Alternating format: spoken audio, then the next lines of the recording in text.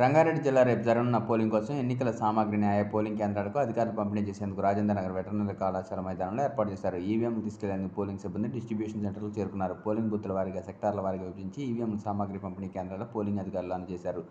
ఈ సందర్భంగా పోలింగ్ ప్రక్రియ సజావుగా నిర్వహించేందుకు పోలింగ్ అధికారులకు ఉన్నతాధికారులు పలు సూచనలు చేశారు.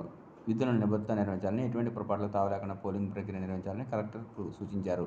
ఈవేళ సాయంత్రం వరకు పోలింగ్ సిబ్బంది సామాగ్రితో పాటు పోలింగ్ బూత్లకు చేరుకుంటున్నారు. అలాగే పోలింగ్ కేంద్రాలు నిర్వహిస్తున్న ఉద్యోగస్తులకు వారి సౌకర్యార్థంకు వెల్కమ్